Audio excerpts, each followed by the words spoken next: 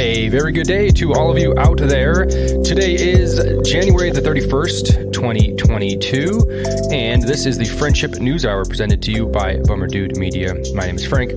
His name is Alex, and we're at the end of the first month, 2022. It's pretty crazy. Quick one. Very quick one.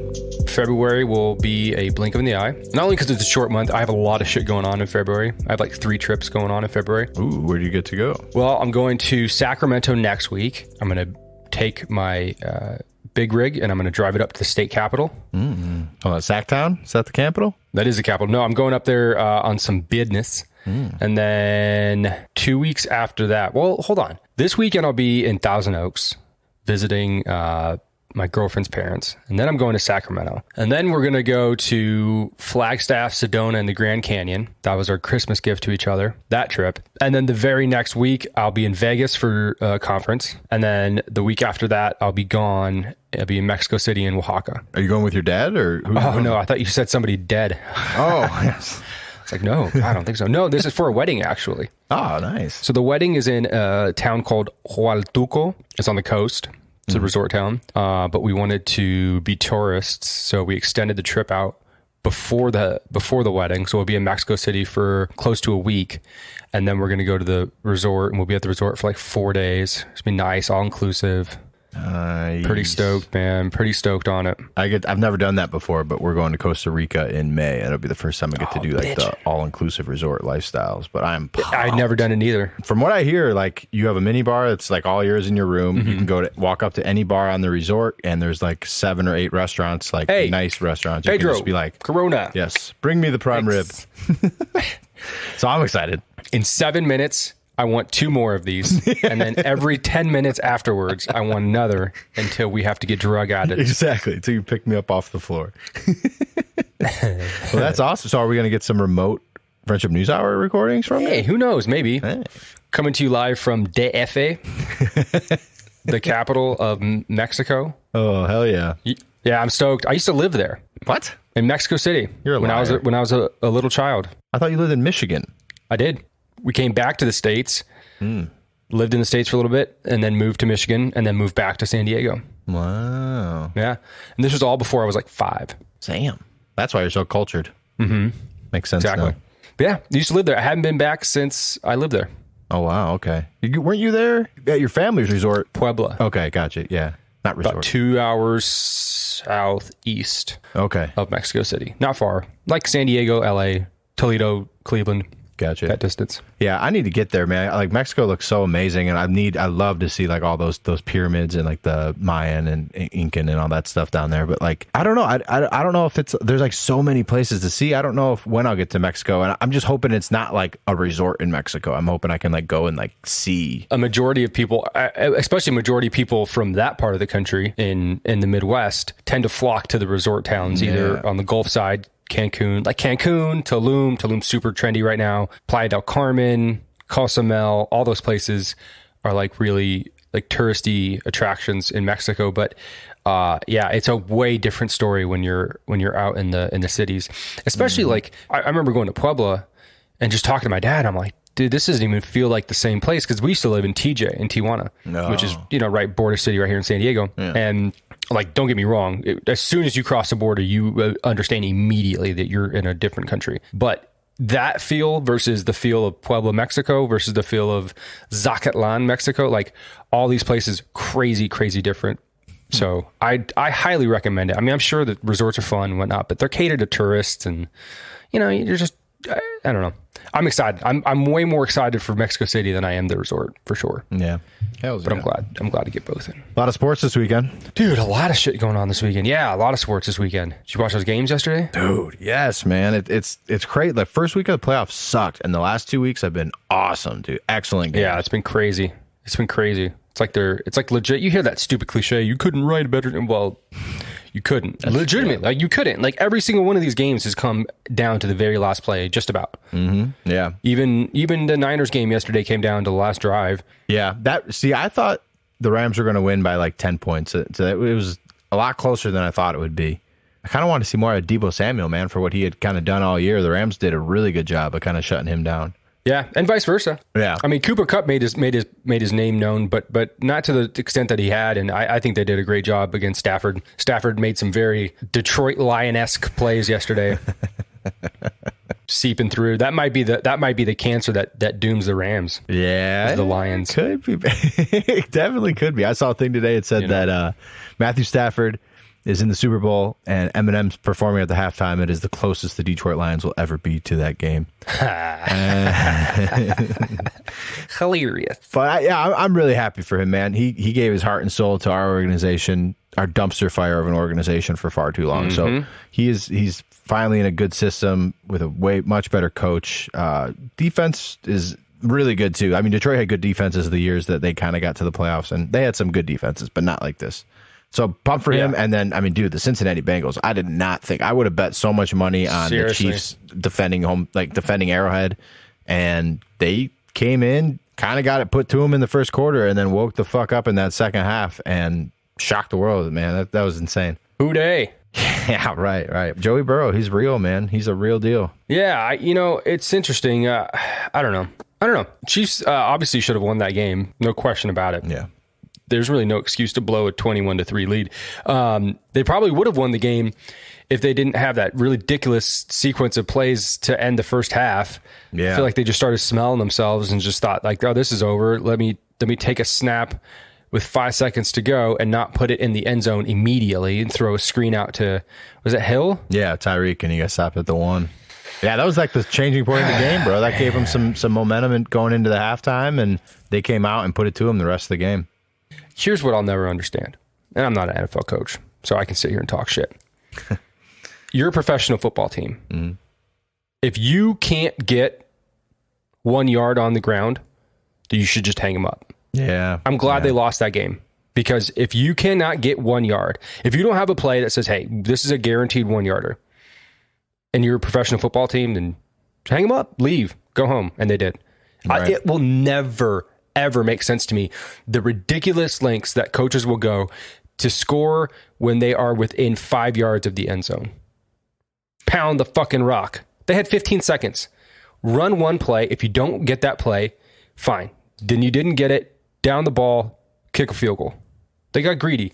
And oh my God, it irks me, because that's how you lose a Super Bowl if you're the Seattle Seahawks. Right. Yeah.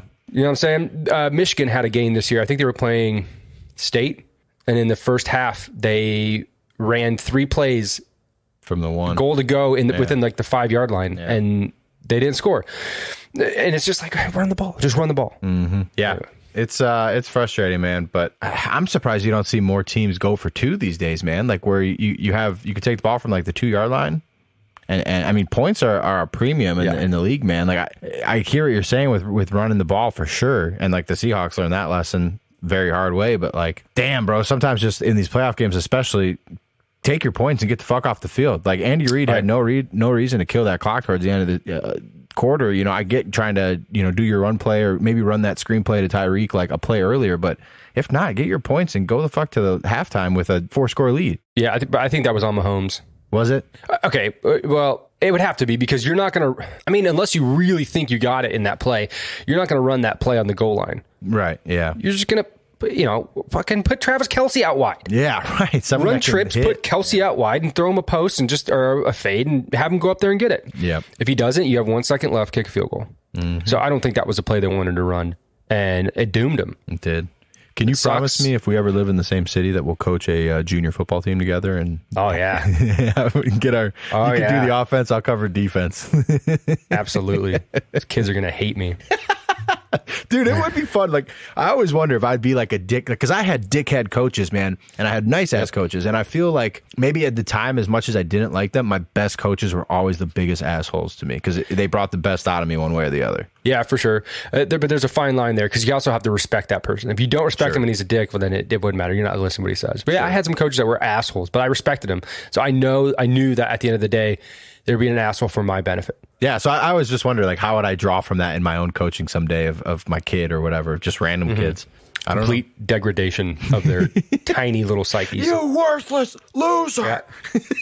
whatever self-esteem that they had before meeting me. Just suck them dry of it. It's how you build champions. You have to break them down. That's right. Build them up. Build them up. But so next week we have the super watched Pro Bowl. That's going to be a really exciting game. Can't wait. About that yesterday. And I can't remember the last time I even turned it on. Yeah, it's like background noise. It's waste, man. They honestly should do it like after the season in the middle of the summer with all the Super Bowl people too. So it's just kind of like a fuck off thing, if anything. But like no one gives a shit about that game. It's just kind of who wants to watch an exhibition football game? Right. Yeah. Exactly. Who wants to watch the Senior Bowl? Yeah. Right. But then the following Sunday, you will have the Los Angeles Rams going against the Cincinnati Bengals for the Super Bowl. I saw a recent petition, actually, and I'm on full board with this. It's going around in some colleges to move the Super Bowl to a Saturday. And I couldn't agree more. Like, I don't understand why the NFL does not do this for a game like that. It only incentivizes people to go and party and get more people to watch the game as opposed to, I got work tomorrow, I got to go to bed or whatever. I'm all about this. I want to sign this petition. Yeah, I know it's been a debate for a while. I don't know. I maybe just because you own the day of the week. Yeah. You own Sunday. You're the NFL. You own Sunday. Nobody else has Sunday. But how nice are those Saturday games, bro? Like once NCAA is over and you have those Saturday playoff games, it's so nice. Like a 4 p.m. game, middle of the afternoon. It's done by 8 or whatever. Like there's nothing better than that, bro. I love that. Yeah, it's tremendous. But it's Super Bowl Saturday. It doesn't sound good. Yeah, I can make it work. I don't think they'll ever change it. Never? Nah. I don't think so. Then we need a national holiday on that Monday for America. True.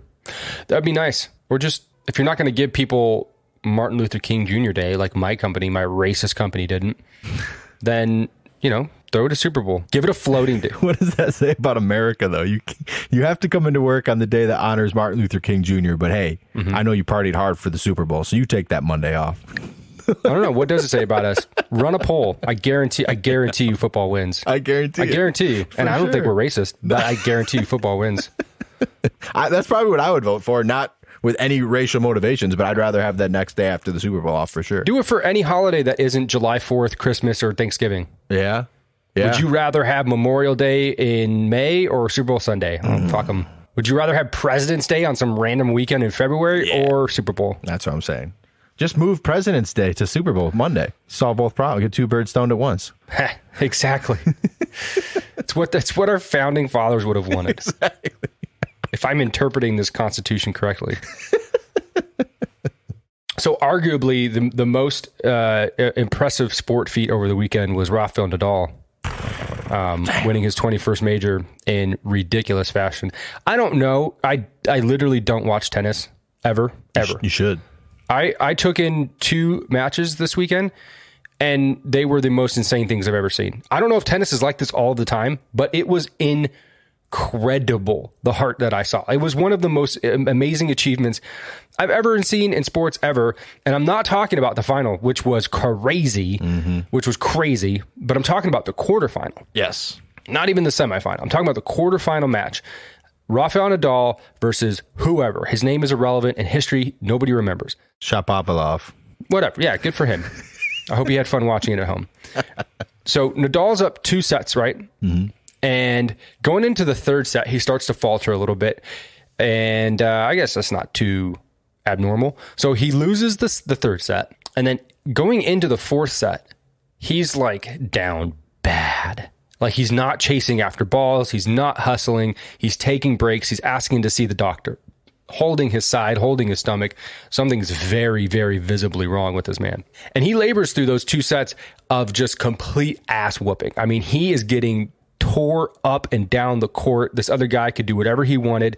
All he had to do was put the ball just slightly out of play, and he knew that Nadal was not going to chase it, and he whipped his ass. It was bad. Nadal comes back in the 6th set, guts it out, and wins. 5th set. Could not believe what I saw. Literally 20 minutes ago, this man could not walk, and he's out there doing his thing. So I saw that. Oh, who the fuck's going to beat him? Semifinals, coasted. That wasn't barely a match. I think he lost 1 set, won it in 4. And then the championship match, this madman goes up 2 sets to none. No, goes down 2 sets to none. And he wasn't playing bad. I remember hearing McEnroe commentating, and it was like when he lost the 2nd set, and he's like, yeah, this is all but over. And I'm like, well, maybe, but he's not playing terribly, but really he wasn't. He wasn't giving up very many shots. I was watching it live, man. He was kind of beating himself in a way. Like he was, he had some 100%. amazing shots, but he kind of just kept going into the net. And credit to Medvedev, because Medvedev is a great player, man. He like doesn't have a ton of victories because he's playing against, in his career, like the prime of Novak Djokovic, Nadal, some of Federer. Like he's just playing against superior competition for so long. But like people thought, you know, with Djokovic being out, this could be his chance, and everyone kind of thought this would be the final. And I watched the first two sets live. This was at like 2:30 in the morning, or on Sunday morning, I think it was. Yeah. And I was like, wow, they were great. The second set went to a tiebreak, and that's always fun and exciting. But when Nadal lost that second set, I was like, fuck, man, like he's done. Like you don't see what he did happen very often in tennis ever. Like it's insane. Well, even that tiebreak, he was up, I think, 5-2, 5-3. Yeah, no, 5-3, and he came back and won 4 straight. Yep. Yeah. So then he turns it on, and then you could kind of tell like he's kind of had enough. And the next 2 sets, he is everything he hits is just pure. Yep. It's amazing. He's just winner after winner after winner. And you could see Medvedev is just kind of like, well, I can't do anything about that. Yeah. And then it gets into the 5th set, and we're 4.5 hours into this thing. And I think that's what it came down to. He just tired him out, man. You can see like they were hitting these winners that, you know, they might have chased down in the first or second set, and then they were just like, can't get to it, dude. And the match went 5.5 hours. It's outrageous. It's literally a marathon. Yeah, dude, that's craziness. I wish they would have like tracked how much they're running and stuff with all that. But like golf's 4-hour sport, soccer is a 90-minute sport. Like in soccer they are, but like you're not running, you're playing as hard as you can for 5.5 hours in golf or anything like that. So it's just, dude, it was, to watch them grind that out was amazing. That was such a huge accomplishment. And now Nadal now holds the most Grand Slam tournament titles at 21 over Roger Federer and Novak Djokovic with 20. They're all tied. And only his second Aussie. And only his second Aussie, yeah. That dude pretty much runs the French Open. Why is that? Why is he so much better on clay? It doesn't make sense to me. So he's from Spain. Like my guess is that, and I don't know this for sure, but in Spain, maybe like clay is more popular there. So maybe he came up on clay, knows clay. And you play it differently when you play clay. Like the ground has more give. The ball can bounce in any which direction, like just because of like a small clump of clay or something like that. So there's more variables. You have to be able to slide back and forth. You don't have like the firm, like being able to stop like you can on like a normal tennis surface, and it just moves differently than even like grass at Wimbledon. So that's why you see certain guys like Nadal like excel so much in one area. It's just because like that's what they know. Federer, a Swiss dude, he excels like at Wimbledon and on the grass. Novak just kind of does his thing wherever he wants. He's just an animal. But yeah, Nadal is king of the clay. Yeah, well, he was king of the weekend, man. It was amazing to watch. I gained so much respect for him in the sport, and not that I thought anything bad about tennis previously, but after this weekend, I was just like, yeah, this is nuts. You can't say anything about anybody playing these kind of matches, and they just go so hard, man. Like they just go so hard. I don't know how they have any energy left after 5 hours, and they're just smacking that ball. It makes it just good. Kudos to them. Yeah, and coming into this tournament, Nadal was coming off an injury too. I think he missed the last major because of some kind of injury or something. Yeah. So he's been in Australia like the last month doing kind of warm-up tourneys and some other smaller stuff, and he has been unbeaten since he went to Australia. So he's back, but Novak Djokovic will be back for the next major, and I don't think anyone's going to beat him, man. Yeah, that's what it seems like. What about Federer? Is he done? Yeah, he's past his prime. He still will come and compete in some of these, but I don't think you'll ever see him win another major. I'd not to like wish ill on him. I would not be mad to see that at all, but I think he's just kind of past that window, and it's Novak's turn. Dude, when it's said and done, Novak still has another 5 years in like easy and like in his what you'd call prime, or like towards the winding down of his prime. Like Novak could take another 10 or 12 like in that time. So I think eventually the record will be his, but Nadal and Federer are kind of like Nadal winning this tournament is kind of like Tiger winning the Masters, like in the twilight of his career.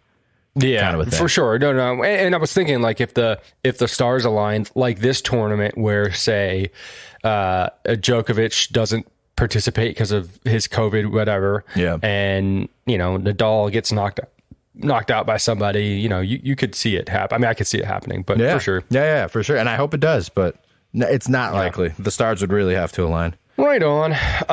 Do you see Joe Rogan blink?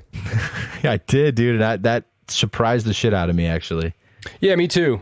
Not that he gave any kind of big groveling apology, but I was surprised that he said anything about it, to be honest. Yeah. I guess if you are now part of a company and they're paying you $100 million, I guess that buys them a little bit of capital there with the Rogan. But I was surprised to see it for sure. Because to me, it kind of seems like, I don't know. It just kind of seems like something you don't respond to. Why would you respond to that? If you respond to it, if you're Spotify, and then if you're Spotify, you're like, well, we can't respond to it and have Joe Rogan shut up. So we probably have to have this guy say something. All I would say though, and like I'm on Joe's side on this, I'm on Spotify's side on this. Like Neil Young and these people trying to make these demands are crazy. But I do wish. Through all of this, I've kind of wished that Joe would have brought on some like views from both sides. Like obviously I'm for a lot of the people he's brought on there and the things they're talking about and like getting your information from more places than just, the World Health Organization and various entities like that. Like I think what a vast majority of what they're saying is very true, but like knowing Joe and like the good interviewer that he is, and the open-minded person that he is, I would have thought that he would have brought in maybe some other people that are more on the side of the World Health Organization or in the middle of these two bashing, heads to do something like this. And it sounds like maybe that's what he's going to start doing, but I don't know. Yeah, I welcome it. I welcome it because I would love to hear what they'd have to say about it. The official narrative, right? It's what all these organizations and then federal employees like Dr. Fauci, all these people are selling from our leadership, right? That's what's being said. And then it's people on the outskirts saying, well, I think this, and I think this, and I think this. Yep. And that's why it was so interesting to have them on, because not only were they saying things that were slightly contrary, but also they were being silenced because of it.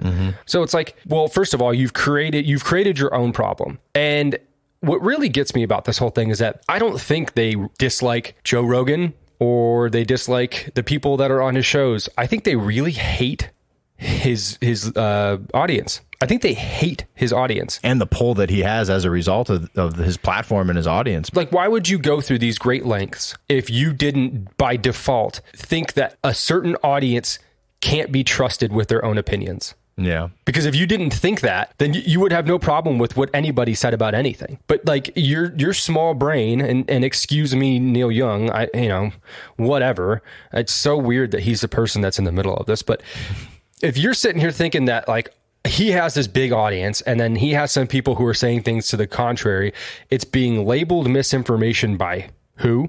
And then you're mad because it's reaching this big giant audience. Well, first of all, why is the audience there? Is everything he's saying untrue? And secondly, if you would have to then jump through all these hoops to make the conclusion that these people are actually getting their medical information from a podcast. And then you're mad that they're not listening to your medical information, right? And then the things that are being brought up on that podcast happen to be true. Some of them, not all of them, and whatever. And I think if you've ever watched the show, it's never like, it's rarely somebody saying, well, you're wrong about this and you're wrong about this and this is the way it is. It's always like, oh, well, I would love to hear what you have to say. And what do you have to say about it? Right. That's all it is. Yeah, I saw a meme and said the people that hate Joe Rogan have never listened to a full episode of Joe Rogan. That's probably true. Yeah, it's just like little snippets and shit like that. But that's probably true. It's what I'm saying. Like it's well known how much of an audience that this guy has. And you're upset because some things are being said that you don't agree with. You say they're misinformation. What the fuck does that even mean? And then for you to be so worked up about it, you have to literally think that the people who are hearing this can't be trusted with this information. Yeah. Can't be trusted to make their own opinion. I listen to that show. You listen to that show. You think I go over there and I'm like, well, Joe said it. So it's the law. We had this one guy on that said it. No, I mean, it's interesting information and you take into account and like, well, hey, I heard this and that's really interesting. Yeah. And then you go about your day and you do what you were going to do regardless. I think the major outlets are scared of Rogan because he can't get bought. You know what I mean? Like he wants to interview these people that have these contrary opinions to what you see as the mainstream or as the information that's right. Yeah. And I think it scares a lot of big platforms that he is the way he is. And as a result that he has the pull he has with his listeners. Yeah, dude. Did you hear about that? This is before this Neil Young thing, but there was this thing about like doctors who signed this big petition to have him being pulled off Spotify because of COVID misinformation or whatever. Oh, wow. It was like a letter signed by like 200 doctors or whatever. And they signed it and sent it to Spotify. And then it came out that like 86 of those doctors weren't doctors. And some of them were like veterinarians and chiropractors, which is fine. But like, why would your opinion matter in this situation at all? And then some of them weren't even medical professionals at all. Got a doctorate in English. Yeah, exactly. Right. Yeah, exactly. It's just so silly to me. Yeah. And to me, it just exemplifies the contempt that they have for people who don't listen to them. And it baffles my mind, but it seems to be a trend, man. Have you been following this stuff with the Canadian truckers? No.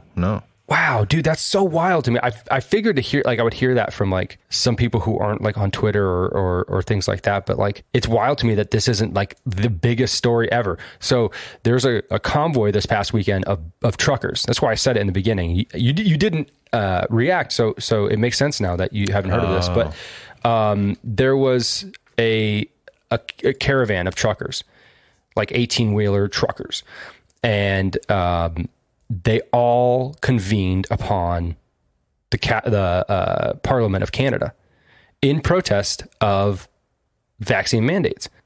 And I think if they're able to verify it, it will be like the biggest convoy of cars ever, like Guinness Book of World Records. So like in that, that's a big story. But they're doing it in the name of freedom. This is literally all they're doing. So some 50,000 truckers drove from wherever they were in Canada and convened onto Quebec, I think, wherever the hell their parliament is. I don't know. But they went there, and the president, Justin Trudeau, said he came into contact with somebody who had COVID. He fucking left. He was spooked, and so he left. And he's not even acknowledging them like as valid.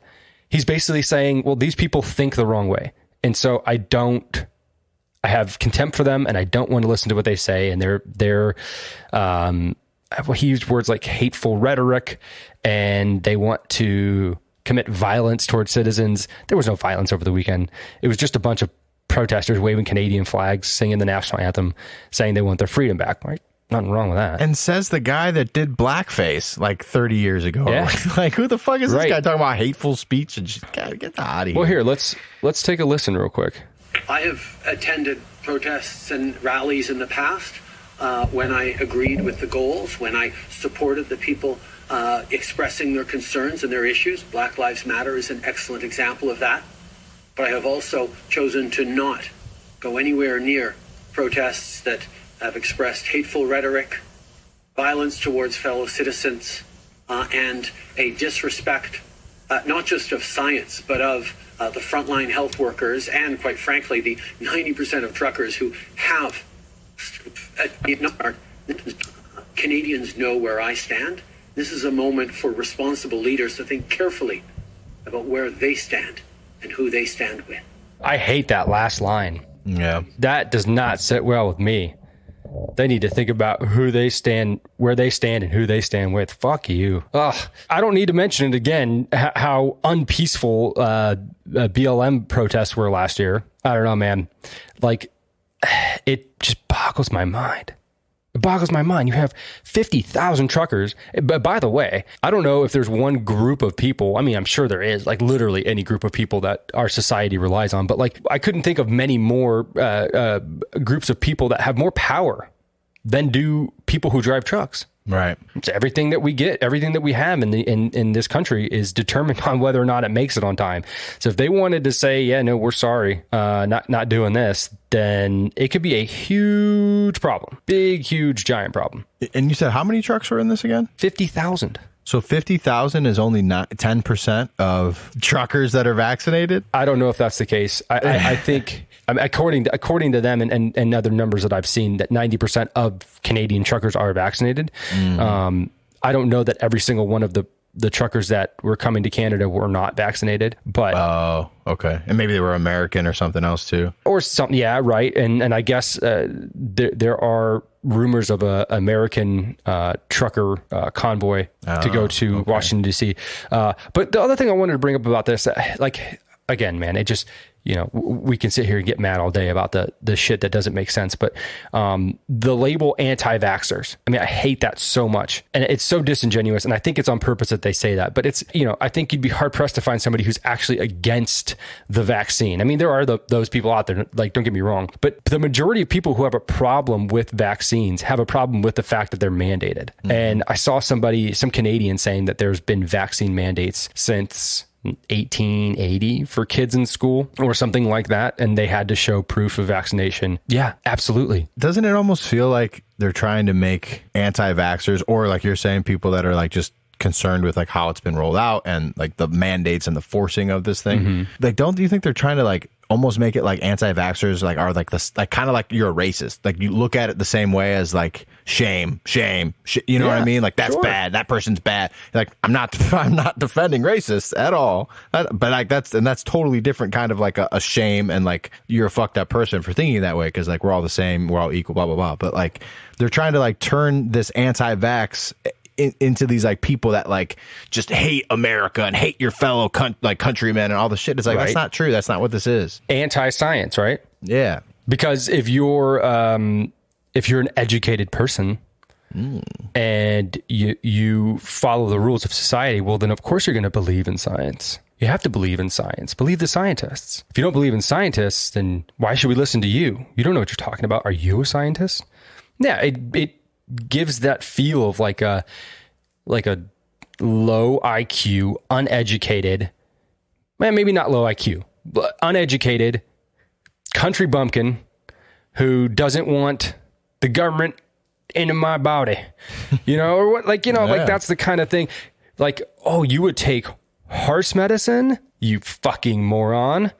You would take horse medicine over the vaccine, which has been proven safe and effective. It's just, yeah, man, it's disgusting. It's so gross. Yeah.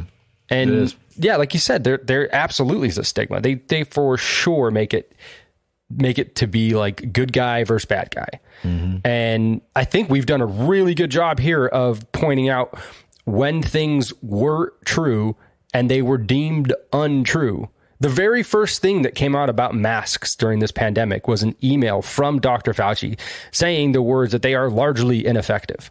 The first thing that came out about masks. Yet it's still mandated that we wear masks. See, that's what and then what I'm saying with like Rogan, like how I was surprised he didn't interview other people. Like how come he hasn't brought on like a Fauci, bro? Like maybe he's tried and they said, fuck you, but like he should bring on some of these people and talk to these people and like, let's get both sides of the story. I only can opine here, and I can't say this for a fact, but I have to imagine if the position was strong enough and somebody wanted to, they would have the opportunity to get on a platform as big as Joe Rogan's and say, this is all wrong, and here's how, right? Yeah. If you're that strong in your position, you really think that you have the truth, and you're that interested in what people believe in, and you're that interested in misinformation. And that's the thing about the left that really kind of annoys me, is that they almost never want to do that. They almost never want to go toe to toe. They almost never want to compete in ideas and compete in the way that you would normally. You would, here's what I think and here's what I've seen. Well, here's what I think and here's what I've seen. Boom. I've so many people when they've listened to these recent podcasts of doctors on Joe Rogan, they said, man, I really wish that somebody else would have come on, disagreed and just say, hey, no, I don't believe that. And he's done that before. I can't remember. He's had people on that have disagreed, like, about a lot of things on both sides, and he's had a mediator in there between it. I don't know. In my experience, it wasn't that great. It's just a bunch of people talking over people, and you couldn't really. I liked when he fact checked Alex Jones through the whole episode, because like Alex Jones has some interesting points, but he also said some outrageous shit. So it's good to have like that third party mediator, whatever you want to call it, to kind of like check all these people, like these people, and make sure that like we're having a productive discussion and not just like saying incendiary things or whatever on either side. Yeah, 100%. And like you said, man, the action is not to debate. The action is not to say, here's why you're wrong. The action is, you silence him or we're going to do something about that. Mm-hmm. That's a coward. In my book, that's a coward. That's somebody who is trying to bully somebody into doing something. And not showing any credible reason why they're doing it. And Spotify did get bullied here a little bit, though. Yesterday, they announced that subscribers will now notice a new content warning airing ahead of any podcast episodes that discuss COVID-19. God. That's their CEO, Daniel Ek. I don't know how you say it. It's EK. That's a weird last name.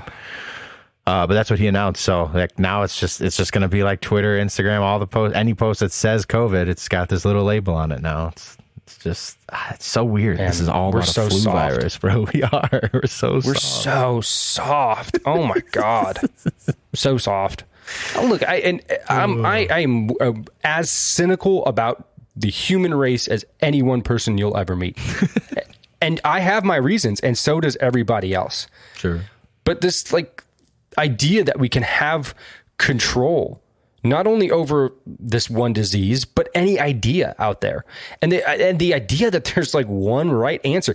If this disease has shown us anything, it has shown us two things. One, we're not in control of anything. We have zero control. We only have the semblance of control. Mm-hmm. And two, we don't know anything. The things that we know are so far below the things that we don't. It's like it doesn't even compare. The things that we don't know are quite literally infinite. And the things we do know are a very small fraction of that. And so there's no humility with this shit. So it's like, yeah, like listen to what I have to say. And if you don't, we're going to silence you. That's legit the message here. And then they, you know, the tactic in between that is to leverage this whole we're in it together thing for the weak-minded. So everybody doesn't want to feel like a bad person because it's like, well, my actions could have led to this and could have led to that. And I have to play my part. No. Why would you be made to feel bad about something like this? Somebody, I think it was Barry Weiss that had said something about the mandate, about how it was like never once anything that was good for me did I have to be coerced in, or did I have to be mandated, or did I have to be forced or made to feel bad if I didn't participate. Nothing about this lines up. Right. Yet here we are, still talking about it. Still people wanting to silence a podcast. Like, grow the fuck up. Mm-hmm. Grow up. Seriously. If you're not secure in what you think and how your family is acting in this, then that's your own problem. But at the end of the day, that's all you have. And if you really want control, that's the only control that you have, is you and your family. And talk to me when this vaccine cures COVID. Then you could talk about forcing it, perhaps. Like then you got some ground to stand on. But for right now, it's like, well, it's effective against hospitalizations and helps you with this, but you could still catch COVID, and you know it's going to keep mutating, so you're going to have to keep getting checked. Like no, like we're getting in scary waters very quickly because we're just going along with what we're being told, and it's got to stop. We mandate the polio vaccine because it stops polio. How do we know it stops polio, Al? Because it stops polio. There's no polio. Polio ceases to exist. Yep. Because of the vaccine. It's a very good vaccine. You should take it. Everybody should take it. It's the best. It's going to be huge. What's funny, Joe Rogan had a podcast in 2018, either 2018 or 2019. I think it was 2018. And he had on a doctor or scientist or somebody. And the conversation was about anti-vaxxers. And the consensus was these people are lunatics. Right. And these are the people who thought that like the vaccines that we're giving our children are adding to autism rates in America, and that it has all these harmful effects. And this guy basically got on there. He says there is so many years of data with these vaccines that the benefits so far outweigh any sort of like reported negative condition that it would be absurd to think otherwise. And to that effect, I think it was polio. It was either polio or the mumps. It was one of those. I don't know very much about this, but there were cases being reported because these parents weren't vaccinating their children. And it's like, okay, yeah. Like we could have that conversation, and he did, and we did, and the consensus was like, yeah, these people are a little bit loony. And it's just amazing to me that like 2 years later, we're going to start having this conversation about vaccines, and then a whole bunch of people are going to be lumped into this anti-vax group of people, right? And that's a terrible thing to be labeled as, because then automatically you're a lunatic and a racist and an idiot and somebody who doesn't believe in science. And whatever else you want to throw at them. Yeah. Blows my mind, man. It is. Blows the mind. You know what else blows the mind? Are the career stats of a one Tom Brady. Oh, man. Very insane. Hold on. Before we get into this, before we bury him, is he actually retired? Because I've heard two different stories. Well, yeah. So that's what I was going to say. So on Saturday, Adam Schefter and Jeff Darlington very credible sources, especially Shefty. He normally breaks like most of the main stories. He's also a dweeb. He is a dweeb, but he's a Michigan man, so we love him. But according to multiple sources that they cited, Tom was going to be retiring. This was Saturday. A few hours later, though, Tom Brady's dad came out. He announced that his son had made no decision, and then Tom and his party reached out to the Buccaneers directly saying, we have made no decision. So, like, no one really knows. And the only thing Tom Brady's posted the last 2 days are, like, ads and links for his personal pages, like for his, like, TB12 lifestyle and, like, the clothing that he makes now and stuff.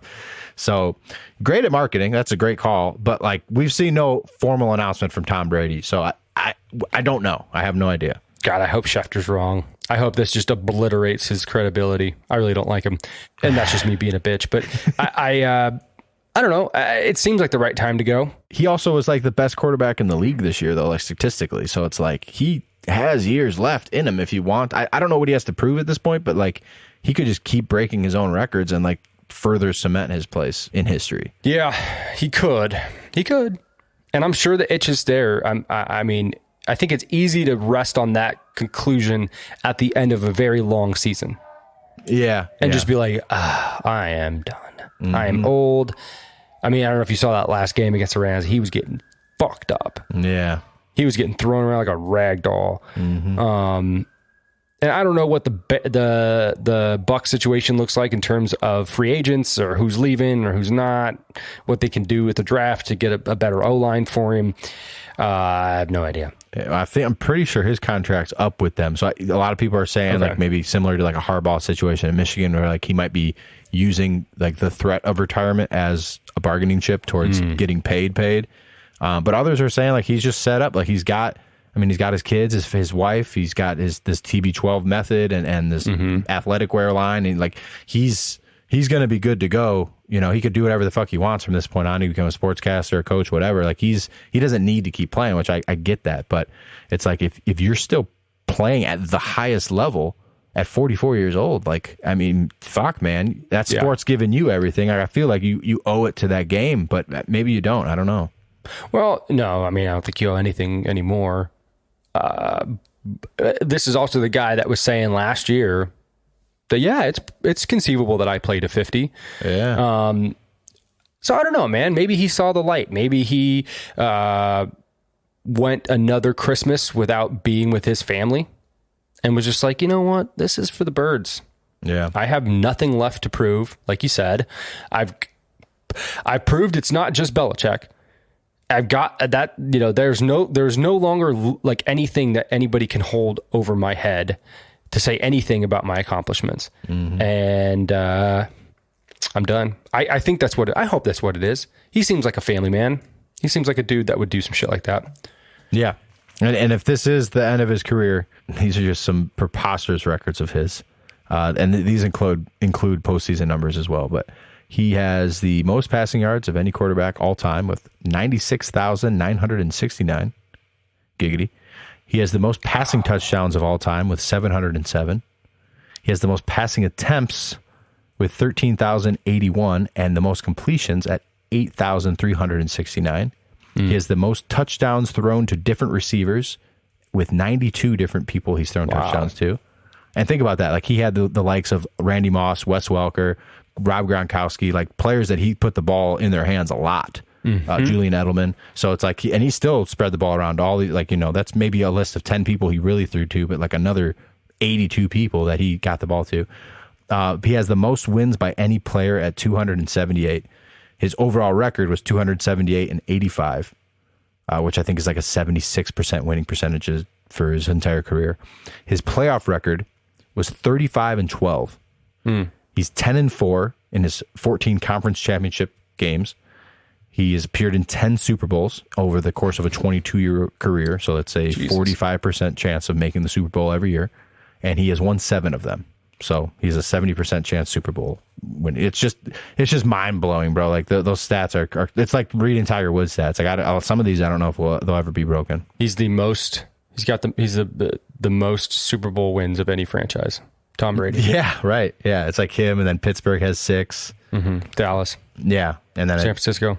Yeah.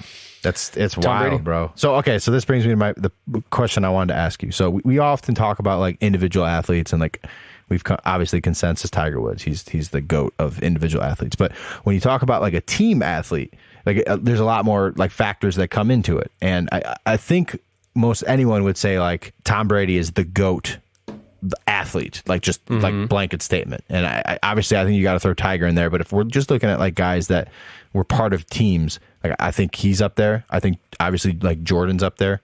I'm not going to make the argument for LeBron today. So like just looking at it, because the two that really stand out to me and to like what I've been reading online, it's a Jordan, Brady, who's the GOAT.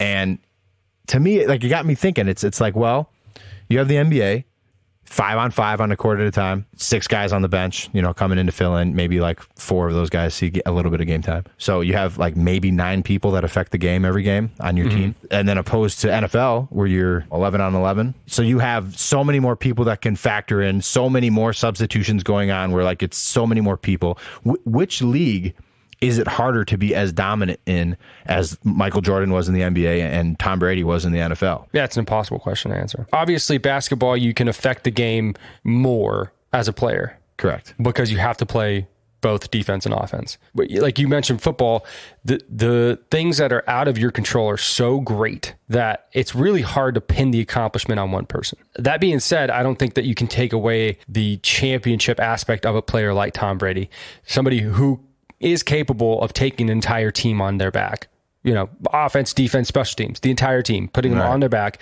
and making it, willing them to win. That exists, and that is who Tom Brady is. But see, with Tom Brady, it's so difficult. I mean, I don't know. Which league's harder to win a championship in? What do you say? Oh, the NFL, 100%. You think so? Oh, yes. Oh, yes. Yeah, that's hard. It's hard because the NBA season's so long, and then their playoffs are so much longer too than the NFL. So it takes a lot more to get there. But like any 7-game series in the playoffs of the NBA, you pretty much know the better team's going to win that series. More often than not, that's what's going to happen, right? Yep. It doesn't exist like that in football. Any given Sunday, the Chiefs should have plastered the Bengals yesterday, and they did. And they still lost. I don't know. It's like I said, there's so many variables in football. Literally anything can happen. To boil down Tom Brady's accomplishments to his teams, I think would be a little bit disingenuous. Even if you're talking about, like, for example, the Seahawks game, where the reason the Seahawks lost the game ultimately was because of that interception, but not really, because what happened the entire game leading up to that point? The only thing that we remember is that penultimate moment because it was the end of the game because there was no more time. So that's what sticks in our head. Yeah. But obviously up until that point, the Patriots got beaten, right? And it was that one play. So that you could flip that argument either way. I don't want to diminish anything about Tom Brady, but being in the NFL, maybe the word luck is a bit too degrading because I don't know that it's luck. It's never really luck. Michael was texting me when the Bucs were playing the Rams last week, and he was like, "Tom Brady's the luckiest," and I'm like, "Yeah, I guess maybe he's like lucky in that he gets some breaks that we see a lot, right? The Tuck rule, the Seahawks game." I guess the Falcons Super Bowl, and even last week when they almost came back and won it. But I don't know. I don't want to say luck, but there's something, right? There's something that he can't take credit for, but yet elevated his status at the same time. But I think he can kind of take credit for it because luck might factor into it a little bit, but like it's a team game with all these people able to help you win whatever. And it's not all on one guy, but like there's only one guy that's been there as many times as he has. Like there's got to be something to be said for, obviously he's not out there playing defense, but when he's on the field and just as like the leader of that team puts them into positions to continually win games, go to Super Bowls and win them. So like it's not all on him. He's not out there playing defense and making stops or whatever, but like through one way or the other, like Tom Brady has put that whatever team he plays for in the position to win time and time again. Sure. And it's like in the NBA, you have Jordan. Yeah, you're playing defense and offense, but like one guy can take over that game. One guy can lock in like Jordan did all the time and impose his will offensively on whoever the fuck was guarding him, and then do the exact same thing on the other side of the court. Like, and if you can take away the best player in the NBA, that completely changes an entire offense. Whereas in the NFL, you have so many other options you can still go to. So to me, I think it's Brady. I think Brady's the best because I think he in a game where there's so many more factors and like variables and ways that like you can get totally fucked without even being on the field, and he still found a way to like be a champion, win those games and championships. Like, yeah, he's got to be the best. I hear you, because it's happened, so you can't take it away from him. But I just think that that's somewhat of an anomaly. Yeah, but like, okay, so he was unlucky when they lost to the Giants because of David Tyree caught a fucking football on his helmet. Like, it's not always like he lost to Eli Manning twice in the Super Bowl and Nick Foles. Like, he is lucky in some things, but he's been unlucky too. Like, it's just, he's just a champion. He just is on another planet of winning somehow. Baseball has a really cool statistic called WAR. Are you familiar with this statistic? Is that wins above replacement? Yeah. I don't know how I know that. It puts a value on how many wins a team would or would not have with you in the lineup. And I'm curious if football has something similar that they can do. I don't know if they could. It just it would be cool to see that, because you're always going to have to question how many rings would Belichick have won if he didn't have Brady. Maybe 0. Yeah. Who knows? Maybe it was all him. And like I said, I don't want to take anything away from Tom Brady. To me, it just seems like if you're talking about like a team sport, I would have to go with the team sport that you have the most impact on. That would be basketball. Yeah. And hockey. I guess hockey to some extent. But like you said, it's easier to win in basketball though. Like the NFL championship doesn't mean as much as the NBA one because the NFL one's harder to win. So like why would okay, but that's because of the variables, right? Like you can, like, for example, Aaron Rodgers, best quarterback statistically maybe ever. When it's all said and done, maybe it's Aaron Rodgers, maybe it's not. But undoubtedly, he is a top tier talent. There are a handful of players that are like Aaron Rodgers. He is the cream of the crop. Sure. And he's only ever won one Super Bowl. He's only ever been to one Super Bowl. So what I'm saying is it's harder because maybe you can put some of that on Aaron Rodgers, and I'm sure that he takes a ton of responsibility for it. But at the end of the day, he doesn't play defense. He doesn't play special teams. He doesn't coach. He can influence as much as he possibly can. And I think there is something to be said about the leadership aspect of one player, right? Because one player becomes how all players act. If you have Tom Brady in your locker room, you're going to do what Tom Brady, like you're going to, if Tom Brady says, hey, we're doing this, okay, well, that's what we're doing. Mm-hmm. And so I do think that there is definitely that aspect. And that's where I can definitely lean more on Tom Brady. Like, maybe he did have a bigger impact than was seen on the football field than we know of. Possibly. I have to give the nod to basketball though, because one basketball player makes all of the difference. And sure. I feel like we've seen that time and time again. Steph Curry made all the difference during their championship runs. LeBron James made all of the difference during their championship runs. Michael Jordan, Kobe Bryant. The names we remember because without them, they are not that team. Yeah, but I mean, like, they still needed, Jordan still needed Kukoc to hit his 3 to win the game, or Steve Kerr to hit his 3. LeBron needed Ray Allen. Like, they still need other people. No doubt. In the same way. I think it's easier to win in the NBA because one player can impose his will and then take it over. Whereas, like I said, in football, like, you can only do so much. So to still win and only being able to do so much is more impressive to me. Well, I'll let you be impressed, sir. Fair enough. I am also impressed by drinking a good cup of coffee. That's a treat all by itself. But when I can do that and help American heroes, it's that much better. Our sponsor, Gun Barrel Coffee, they're proud to donate $1 from every single item purchased to veterans and first responder charities all across the country. They offer 14 different blends and roasts, which you can get in whole bean ground or single serve pods. And right now, as a friend of this ship, you can use the promo code FNH10 and you'll save 10% at checkout when you buy their products at gunbarrelcoffee.com. That's promo code FNH10. Gun Barrel Coffee, damn good coffee, damn good cause. Oh, you betcha. If you want to reach out to us, we welcome it. You can hit us up on Twitter at FriendshipNH. You can hit us up on Instagram and Twitter at Friendship News Hour, and on send us an email, bummerdude.media@gmail.com. bummerdude.media@gmail.com. Thanks for listening. We'll see you next time.